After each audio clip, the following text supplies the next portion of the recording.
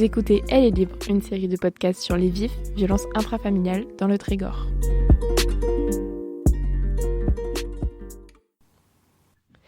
Bienvenue dans l'épisode qui aborde la thématique de la reconstruction.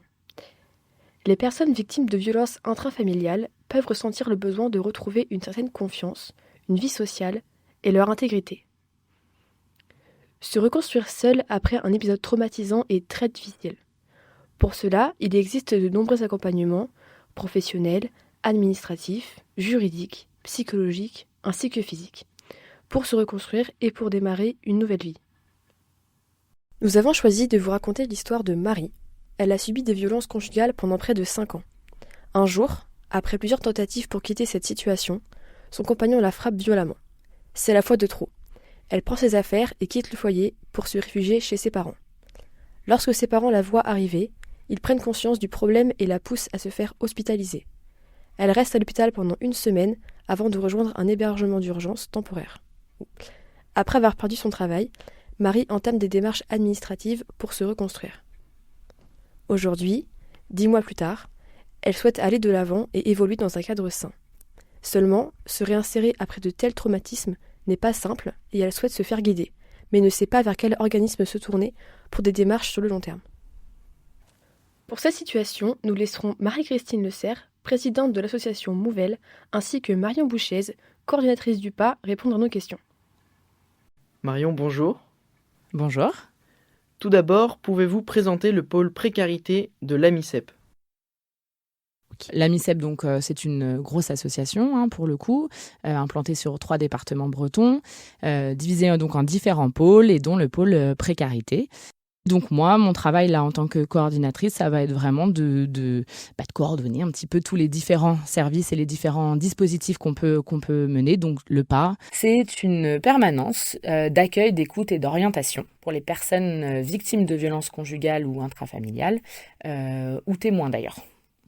Et donc en termes d'accompagnement à long terme, qu'est-ce que vous proposez ? On a différents dispositifs, donc les accompagnements vont pas durer ce sera pas exactement de la même manière. Donc, on a tout ce qui va être pour les personnes qui sont sur nos hébergements, où là, pour le coup, on va proposer un accompagnement global. Donc, il y a ce type d'accompagnement-là. Ensuite, on va avoir d'autres types d'accompagnement où là, ça va durer 1 an, par exemple, et pendant 1 an, le travail, il va être vraiment autour de l'accès à un logement ou le maintien dans les lieux, etc. Et ensuite, on va avoir des accompagnements où là, c'est un peu plus ponctuel, on va dire, sur l'accueil de jour ou sur le PA, où là, vraiment, on va avoir sur l'accueil de jour des propositions de services, d'abord, dans un premier temps, la machine à laver, comme je disais, le café, voilà, et des petites démarches administratives où les travailleurs sociaux présents sur place vont pouvoir soutenir, je dis n'importe quoi, pour faire une déclaration trimestrielle à la CAF ou pour envoyer des documents. Enfin, voilà. Là, on ne va pas parler d'un accompagnement vraiment, mais en tout cas d'un soutien. Et donc, si on revient sur le cas de Marie, elle se trouve dans un hébergement d'urgence temporaire. Combien de temps elle peut rester justement dans ce type de logement ? Alors, pour Marie, donc je suppose qu'elle a appelé le 115, que le 115 nous a orienté Marie, puisque au niveau de l'association, on a effectivement des hébergements d'urgence dédiés aux personnes victimes de violences.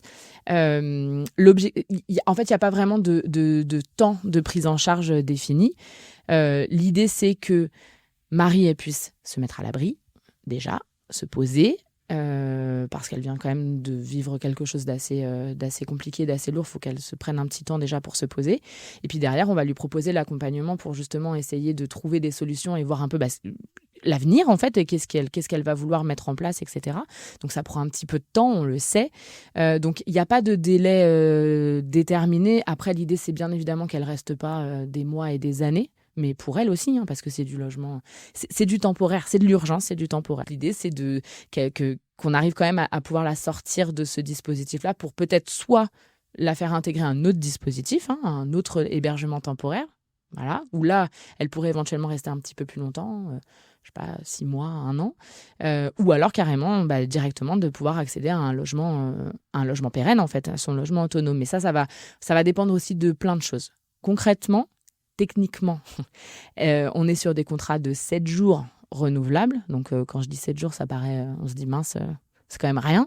Donc, on est sur des contrats de 7 jours renouvelables, mais en moyenne, là, les femmes, elles restent 5 mois, 6 mois. Après, ça dépend. Alors, concrètement, le temps dont elle a besoin en fait pour pouvoir se poser et repartir sur autre chose, dans l'idée que ça dure pas non plus trop longtemps. Mais ça, pour elle aussi, quoi, concrètement. Quelle solution proposez-vous après les logements temporaires ? À la sortie de l'hébergement, soit on va être sur la demande d'un autre type d'hébergement, mais dans lequel elle va pouvoir rester un peu plus longtemps. Donc derrière, il y a l'accompagnement qui va aller avec le type d'hébergement. Ou alors, si la personne a fait effectivement une demande de logement social ou a pu accéder à un logement sur le parc privé, on va pouvoir l'accompagner, on va pouvoir mettre en place d'autres types d'accompagnement. Ça, c'est en ce qui concerne nous, la MICEP. Derrière, on a tout un tas de partenaires sur le territoire qui peuvent aussi prendre le relais sur les situations selon les besoins. Et au pas, on essaye de proposer aussi des choses collectives parce que l'idée, c'est que, ok, on vient chercher de l'aide, on vient chercher du soutien, mais il y a un après, il y a un après tout ça. Et c'est vrai que l'aspect collectif, ça permet aussi déjà pour les personnes victimes de se rendre compte qu'elles ne sont pas seules. À vivre, à avoir vécu ou à vivre ce genre de choses, ça recrée du lien. En soi, c'est en gros venir, prendre un café, discuter, faire du dessin, écrire, parler, faire de la couture, du tricot. Enfin, l'idée c'est qu'elles se sentent un peu en sécurité quand même. C'est le lieu, le pas. L'idée c'est qu'elles s'y sentent bien. Donc c'est un peu aussi préparer l'après et c'est aussi une des 12 phases vers la reconstruction aussi, quoi. Donc c'est directement lié à l'association Mouvelle ? Donc à la base, en fait, Mouvelle, c'était une entité du PAC. C'est maintenant une association vraiment à part entière. Mais bien sûr, on travaille ensemble. Et alors si on revient sur le cas de Marie, si elle veut accéder à ces dispositifs, est-ce qu'il y a un numéro en particulier qu'elle peut contacter ? Alors je pense que si Marie est prête à tout ça, je pense que au niveau de notre service, en tout cas, la porte d'entrée qui me semble en tout cas la plus adaptée, la plus idéale, c'est vraiment le pas. Si elle est prête à faire cette démarche-là, etc., je pense qu'au niveau du pas, elle trouvera une réponse et de toute façon, la collègue la réorientera après vers les éventuels autres dispositifs ou autres partenaires. Nous accueillons également Marie-Christine Le Serre, présidente de l'association Mouvelle. Bonjour. Alors tout d'abord, est-ce que vous pouvez présenter l'association ? L'objectif de Mouvelle, c'est d'apporter un soutien moral et matériel aux personnes victimes de violences, mais effectivement majoritairement des femmes, et de travailler sur le retour à l'autonomie, la confiance en soi, et sur le développement de la solidarité entre toutes les femmes victimes. Dans le cas de Marie, à quel moment intervenez-vous dans son parcours ? On peut intervenir assez vite parce qu'en fait, on va intervenir en termes de reconstruction. On va commencer à poser des jalons même dès que la femme va faire le premier pas, enfin. Quand elle va venir prendre un contact, par exemple à travers le pas, et que elle va venir participer à l'atelier qu'on propose en partenariat tous les mardis après-midi de 14 à 17 heures, on est déjà sur un espace de reconstruction. Parce que dans cet atelier, elles vont travailler sur la concentration, on va retravailler sur la confiance en soi, et donc on est déjà sur un espace de reconstruction. Pour vous, c'est quoi se reconstruire ? Se reconstruire, c'est déjà retrouver une bonne image de soi. La reconstruction, ça touche à tous les domaines, donc, aussi bien sur le côté professionnel que le côté loisir. Donc c'est de s'autoriser des loisirs aussi. Quand on a retrouvé suffisamment d'autonomie, on est capable d'apprendre à se faire plaisir. Et ça, elles l'ont beaucoup oublié. Donc vous pensez qu'il existe des étapes dans ce processus ?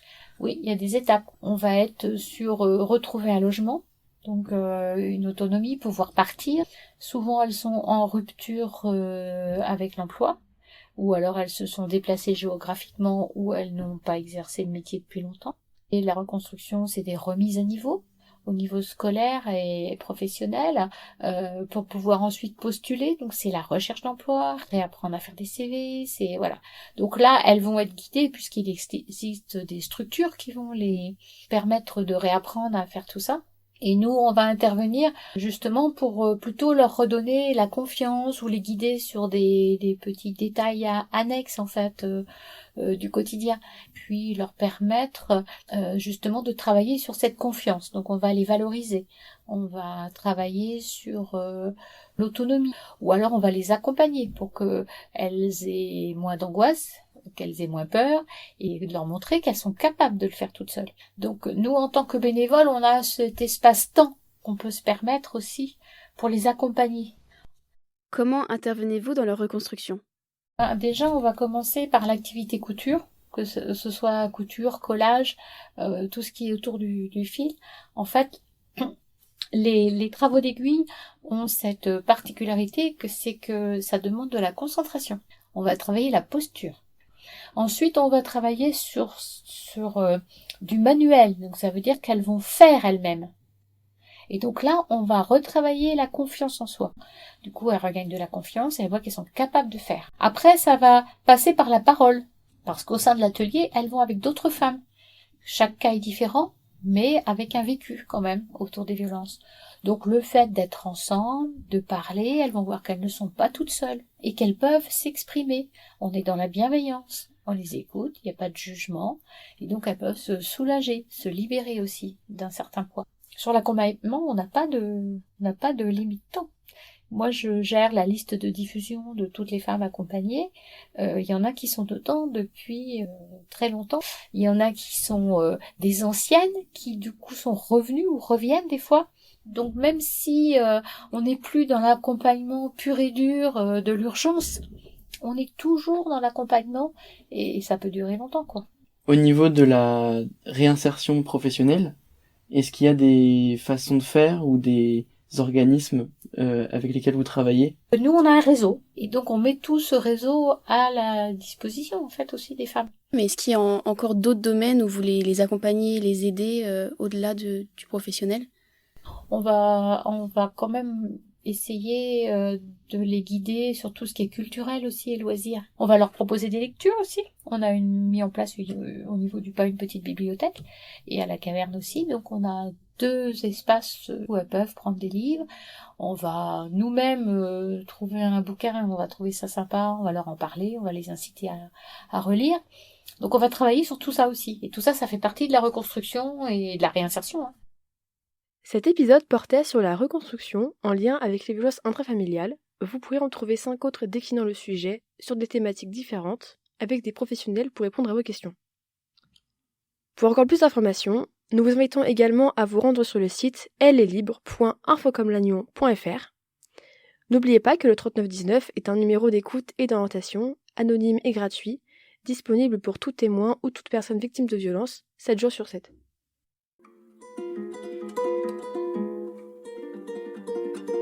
C'était un épisode de la série de podcasts Elle est libre, réalisé par les étudiants en communication de l'IUT de Lannion pour le collectif 25 novembre à Lannion Trégor Communauté.